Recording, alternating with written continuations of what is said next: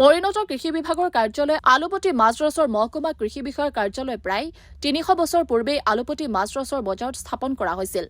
তদানীন্তন কৃষি মন্ত্ৰী অৰ্ধেনু দে আধাৰশিলা স্থাপন কৰা উক্ত কৃষি মহকুমা বিষয়াৰ কাৰ্যালয়ত সেই সময়ত কিছু বছৰ বিষয়া কৰ্মচাৰী অনিয়মিতভাৱে উপস্থিত থাকি চৰাঞ্চলৰ কৃষক ৰাইজৰ স্বাৰ্থত কাম কৰিছিল। যদিও সময় বাগৰাৰ লগে লগে ইয়াৰ বিপৰীত ছবি দিনক দিনে প্ৰতিফলিত হ'বলৈ ধৰে।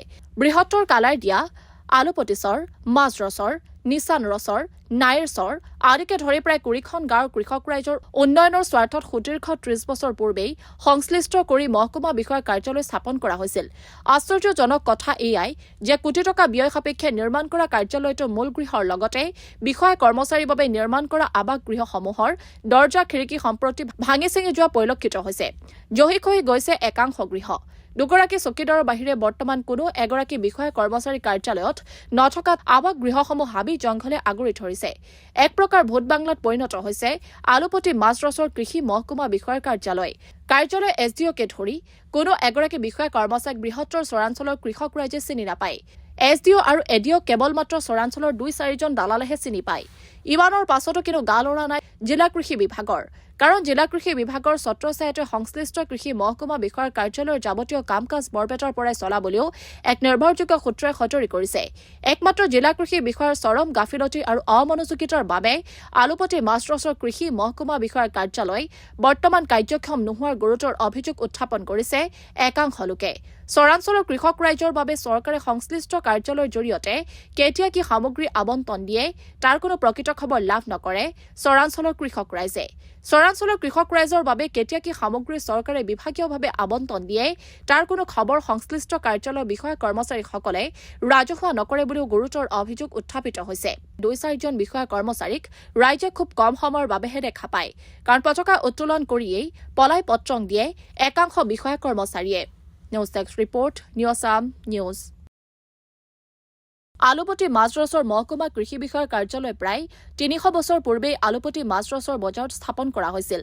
তদানীন্তন কৃষি মন্ত্ৰী অৰ্ধেনু দে আধাৰশিলা স্থাপন কৰা উক্ত কৃষি মহকুমা বিষয়াৰ কাৰ্যালয়ত সেই সময়ত কিছু বছৰ বিষয়া কৰ্মচাৰী অনিয়মিতভাৱে উপস্থিত থাকি চৰাঞ্চলৰ কৃষক ৰাইজৰ স্বাৰ্থত কাম কৰিছিল। যদিও সময় বাগৰাৰ লগে লগে ইয়াৰ বিপৰীত ছবি দিনক দিনে প্ৰতিফলিত হ'বলৈ ধৰে। বৃহত্তৰ কালাৰ দিয়া আলুপট্টিচৰ, মাছৰছৰ, নিচান ৰছৰ, নাইৰছৰ আদিকে ধৰি প্ৰায় ২০খন গাঁৱৰ কৃষক ৰাইজৰ উন্নয়নৰ স্বাৰ্থত সুদীৰ্ঘ ৩০ বছৰ পূৰ্বেই সংশ্লিষ্ট কৰি মহকুমা বিষয়াৰ কাৰ্যালয় স্থাপন কৰা হৈছিল। আশ্চৰ্যজনক কথা এয়াই যে কোটি টকা ব্যয় সাপেক্ষে নিৰ্মাণ কৰা কাৰ্যালয়টো মূল গৃহৰ লগতে বিষয়া কৰ্মচাৰীৰ বাবে নিৰ্মাণ কৰা আৱাস গৃহসমূহৰ দৰ্জা খিৰিকী সম্প্ৰতি ভাঙি চিঙি যোৱা পৰিলক্ষিত হৈছে। জহি খহি গৈছে একাংশ গৃহ। দুগৰাকী চকীদাৰৰ বাহিৰে বৰ্তমান কোনো এগৰাকী বিষয়া কৰ্মচাৰী কাৰ্যালয়ত নথকাত আৱাস গৃহসমূহ হাবি জংঘলে আগুৰি ধৰিছে।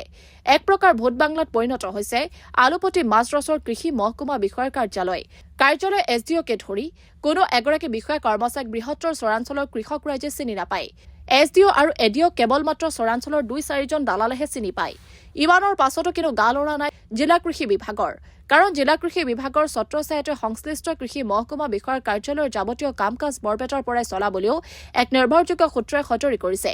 একমাত্ৰ জিলা কৃষি বিষয়াৰ চৰম গাফিলতি আৰু অমনোযোগিতাৰ বাবে আলুপট্টি মাছৰছৰ কৃষি মহকুমা বিষয়াৰ কাৰ্যালয় বৰ্তমান কাৰ্যক্ষম নোহোৱাৰ গুৰুতৰ অভিযোগ উত্থাপন কৰিছে একাংশ লোকে। চৰাঞ্চলৰ কৃষক ৰাইজৰ বাবে চৰকাৰে সংশ্লিষ্ট কাৰ্যালয়ৰ জৰিয়তে কেতিয়া কি সামগ্ৰী আবণ্টন দিয়ে তাৰ কোনো প্ৰকৃত খবৰ লাভ নকৰে চৰাঞ্চলৰ কৃষক ৰাইজে। চৰাঞ্চলৰ কৃষক ৰাইজৰ বাবে কেতিয়া কি সামগ্ৰী চৰকাৰে বিভাগীয়ভাৱে আবণ্টন দিয়ে তাৰ কোনো খবৰ সংশ্লিষ্ট কাৰ্যালয়ৰ বিষয়া কৰ্মচাৰীসকলে ৰাজহুৱা নকৰে বুলিও গুৰুতৰ অভিযোগ উত্থাপিত হৈছে। ২-৪জন বিষয়া কৰ্মচাৰীক ৰাইজে খুব কম সময়ৰ বাবেহে দেখা পায়।